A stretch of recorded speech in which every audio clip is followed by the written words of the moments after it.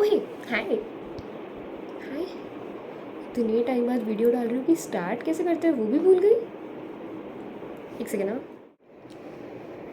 जय Jitendra and hello everyone, I am Riya Nilesh Patni and I welcome you all to my YouTube channel sugar and सबर।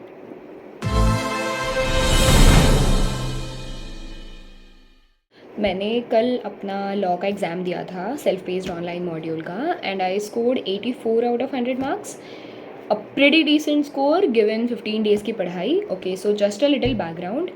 I started studying it around second week of May and पूरा May मैंने फिर वही किया था. But then there was result season, there was event in my hostel and some traveling going on. इसलिए मैं ऐसा बोलूँगी कि roughly on an average I gave 15 full days to study it. और उसके बाद दिस वॉज द स्कोर. मैंने ICI का study material and Shubham Singhal sir की बुक ये दोनों पढ़े थे. सो स्टडी मटेरियल से फर्स्ट टाइम फुल रीडिंग करी है एंड शुभम सिंघल सर की बुक से एक बार पूरा गो थ्रू पूरा रीड करके निकाला था. तो I would consider it as one detailed revision. And उसके बाद में एग्ज़ाम वाले दिन से 2 दिन पहले से क्विक रिविजन था. So this was all the preparation that I did, but this is not very important. So what's exactly important is कि if you have not appeared for your exam yet, तो आप लोगों ने उसकी पढ़ाई किस तरीके से अपनी स्ट्रक्चर करनी चाहिए वो I would like to share it with you all. तो मेरी शुरू से ये चीज़ थी कि I need to prepare myself for IBS as well. तो मुझे ऐसा नहीं था कि मुझे 2 बार ये चीज़ों में बहुत ज़्यादा टाइम इन्वेस्ट करना है. इसीलिए आई वॉज लाइक कि ठीक है, लॉ का एग्ज़ाम थोड़ा लेट हो रहा है, चलेगा, बट मुझे ICI मॉड्यूल गो थ्रू करना है ताकि मुझे पता चले कहाँ क्या है. Now many of you would argue कि कौन सा अभी पढ़कर मुझे एग्ज़ाम के टाइम तक, IBS के पेपर के टाइम तक याद रह जाएगा. नहीं रहेगा, agreed. But then I have plans to deal with it in future as well. तो मेरा प्लान वैसा था, इसीलिए मैंने ICI स्टडी मटेरियल को प्रेफरेंस दिया था फर्स्ट रीडिंग के लिए. Plus from an understanding point of view, because law is something that I like. तो मुझे ऐसा था कि हाँ ठीक है, if I have as per my plan I have dedicated a month for self paced modules, तो it's okay if I give 15 days for law. तो उस चक्कर में मैंने स्टडी मटेरियल किया था. नाउ फॉर यू गाइज जिनके पास भी ज़्यादा टाइम नहीं है, if you are facing time crunch, then it's okay अगर आप हेमंत सोमानी सर की बुक की तारीफ़ मैंने सुनी है, शुभम सिंघल सर की बुक मैंने खुद रेफ़र करी है, आप अगर ये मटेरियल से भी करते हो तो trust me you will be able to crack through. लेकिन वो भी करने के लिए आपको एक तरीके से पढ़ना होगा जो मैं आपको अब बताऊँगी. जो भी ये सोचकर बैठा है कि थोड़ा बहुत पढ़कर एग्ज़ाम दे के तो आ जाते हैं, देखते तो है कैसा है, please don't do it. Because trust me, अब बच्चों को स्लॉट्स मिलना बंद हो गए हैं, स्लॉट्स कम पड़ रहे हैं, आपको दूर दूर की डेट्स मिल रही है अब. So just in case God forbid आपका क्लियर नहीं हो पाता है just because of this casual attitude, तो you will have to come back home, you will have to again reschedule your exam and then again study and then go for it. Just understand this fact कि इसकी वजह से आपका जो final का term है पढ़ने का वो कम होता जा रहा है, because this a qualifying exam is taking up more of your time. ठीक है, so please don't go with a casual attitude. A very honest opinion, exam is tricky. अगर आप नहीं पढ़ के जाओगे तो वो नहीं समझ आएगा आपको, बिकॉज MCQ एक ऐसी चीज़ होती है, या तो आपको आता है या तो आपको नहीं आता है. अगर आपको नहीं आता है तो आप ज़्यादा से ज़्यादा एलिमिनेशन मेथड यूज़ कर थोड़ा बहुत कर पाओगे, but then it will never be satisfying and you will always have that doubt in your mind कि यार ये सही है या नहीं है, क्यों करना है ऐसा. आई हैव फ्रेंड्स जिन्होंने सिर्फ एक हफ्ता पढ़कर भी क्लियर किया है exam and with a very decent score. So why not, okay, just give it all for a week and then just get through with this subject once and for all. All right, all the very best. Exam के बारे में बहुत सारे YouTube videos है, कैसे structure होता है, कैसे क्वेश्चन आते हैं. ठीक है, 1.5 to 1 पेज की केस स्टडीज़ होती है, उसके ऊपर से अलग अलग क्वेश्चन आते हैं. मिनिमम 2 क्वेश्चन आ सकते हैं एक केस स्टडी से. सो अकॉर्डिंग टू मी इन्होंने क्या किया है पता है क्या, 100 केस स्टडीज़ बनाई है. हर केस स्टडीज़ पे फॉर एग्जांपल 5 या 10 क्वेश्चंस बना के रखे हुए हैं. This is the 100,000 questions bunch they have, and यही शफल होके अकॉर्डिंग टू द वेटेज बच्चों में डिस्ट्रीब्यूट होता है. सो बहुत सारी फैकल्टीज़ ने एफर्ट्स किए हैं कि वो अलग अलग बच्चों से उनके एग्जाम में क्या क्या क्वेश्चन आए थे ये पूछ कर उन्होंने कंपाइल किया है. So you know how to get them. अलग अलग सोर्सेस है, अगर आपको वो मिल जाती है तो थोड़ा टाइम इन्वेस्ट कर बस एक बार वो वाले क्वेश्चंस गो थ्रू कर लेना, so that just in case if U turn out lucky and shuffling में आपके पास वो क्वेश्चन आ जाता है. So you never know. ठीक है, उसके अलावा हर्ष गुप्ता सर के यूट्यूब वीडियोज़ आर गुड. अगर आप ICI मटेरियल नहीं भी कर रहे हो, सिर्फ अगर किसी फैकल्टी के शॉर्ट समरी नोट्स देख रहे हो, तो एक बार चाहिए तो यूट्यूब वीडियो चला लेना ताकि आप थोड़ा ग्रिप में आ जाओ उस चैप्टर के. बाकी तो या कंटिन्यू वॉचिंग. सो MCQ पेपर्स अप्रोच करने की एक बहुत सिंपल स्ट्रैटेजी आपको बनानी होगी। मैंने इसको 5 फोकस एरियाज़ में डिवाइड किया है, मैं बस 10-15 सेकंड में आपको वो बताऊंगी। बट एक चीज़ ध्यान रखना, जब भी कुछ भी पढ़ो तो ये चीज़ सोचना कि यार इसको किसी भी तरीके से MCQ में टेस्ट किया जा सकता है क्या? नहीं, राइट? इसको किसी केस स्टडी में डाला जा सकता है क्या? नहीं ना, स्किप इट। अंडरस्टैंडिंग के लिए पढ़ लो, समझ लो, ख़त्म। उसको बार बार पढ़ने से कुछ वैल्यू ऐड नहीं होने वाला।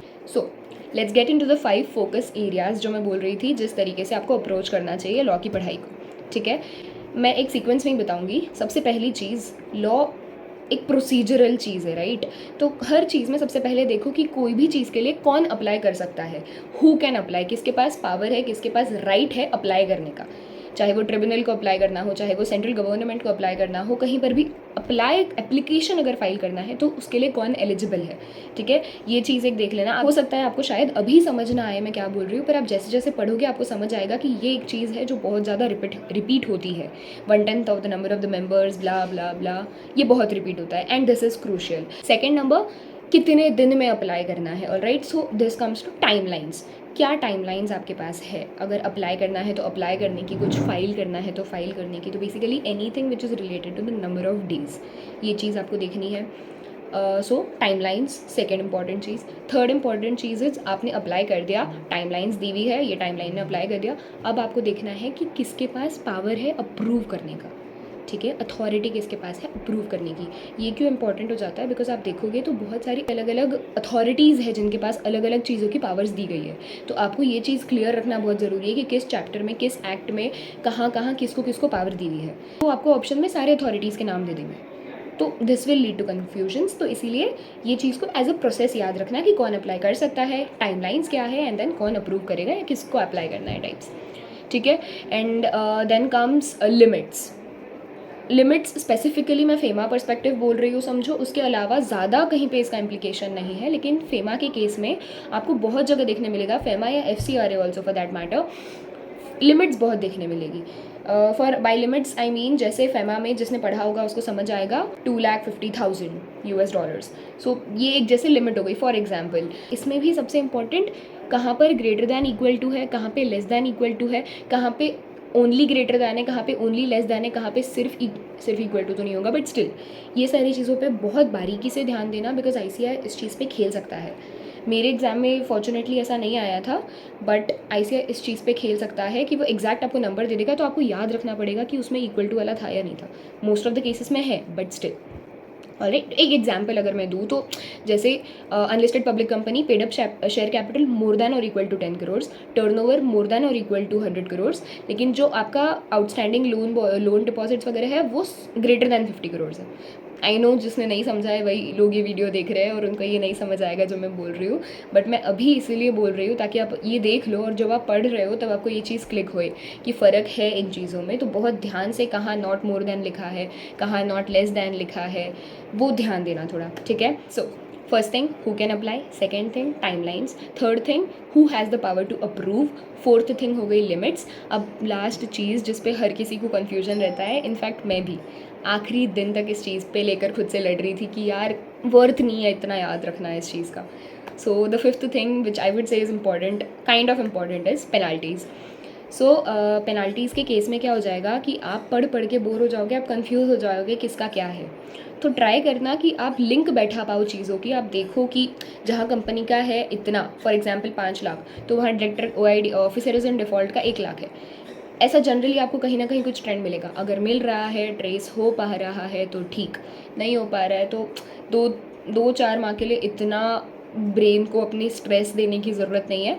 सिर्फ सेबी की पेनाल्टीज़ ध्यान से पढ़ लेना, बिकॉज मेरे केस में एक आधा क्वेश्चन ही आया था, बट आई हैव फ्रेंड्स जिनको मल्टीपल क्वेश्चंस आए थे सिर्फ और सिर्फ सेबी पेनाल्टीज़ को लेकर। Alright, so yeah, these would be the 5 things which I would suggest you to go through and keep in mind while you study law. Now jumping on to जो चीज़ शायद आप लोग को ऑलरेडी पता होगी, बट मैं अपने एग्ज़ाम पर्सपेक्टिव अगर बता दूँ तो मेरे एग्ज़ाम में भी जैसा नॉर्मली सारे एग्ज़ाम्स में आ रहा था वही ट्रेंड में क्वेश्चंस आए थे। डायरेक्टर्स के जो शुरू के 3 चैप्टर्स है, अपने अपॉइंटमेंट वाला, रेम्यूनरेशन वाला एंड बोर्ड मीटिंग वाला, ये तीनों चैप्टर्स मिलाकर आए थे फॉर 20 मार्क्स। इन चैप्टर्स में मैं एक चीज़ बोलना चाहूँगी कि न्यूमेरिकल्स पे ध्यान देना, नंबर ऑफ़ इंडिपेंडेंट डायरेक्टर्स, वो सब ये लिमिट्स का पार्ट हो जाता है, ये चीज़ आपको देखनी है। इसके अलावा जो इफेक्टिव कैपिटल का कंप्यूटेशन हो जाता है, ये सारी चीज़ें जो न्यूमेरिकल पर्सपेक्टिव टेस्ट की जाती है, ये भी ध्यान से ज़रूर देख के जाना, क्योंकि आई कैन गारंटी मेरे जो 16 मार्क गए ना, उसमें से 2 मार्क किसी 4 मार्क किसी में गए हुए। सो ये चीज़ एकदम ध्यान से देख के जाना, बिल्कुल इसको हल्के में मत लेना। एंड इसके अलावा सेकेंड चैप्टर वॉज सेबी, जिसको 20 मार्क्स थे, and FEMA was for 12 marks, IBC was for 12 marks, and FCRA was for 6 marks. ये जो गिनकर 3 chapter plus IBC, FEMA, FCRA and SEBI के 5, ये सारे चैप्टर्स मिलाकर 70 मार्क्स यानी majority of your portion cover करते हैं। एंड उसके अलावा अदर्स जो भी थे वो 30 मार्क्स के लिए थे। अदर्स में भी winding up and miscellaneous 8 marks के लिए आया था मेरे एग्ज़ाम में। This is not for every exam. ये जो 30 मार्क है इसका प्रपोर्शन वेरी करता रहता है। मेरे इसमें winding up, miscellaneous, impression, inspection inquiry, operation mismanagement and I don't remember, and ऐसा कोई तो एक और चैप्टर आया था।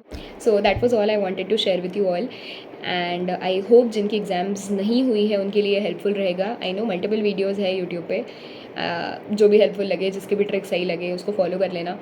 And all the very best. और जिनकी एग्ज़ाम्स हो गई है, अभी जंग ख़त्म नहीं हुई है जनाब, आगे और बहुत है। So all the very best for that too. See you all soon. Thank you so much.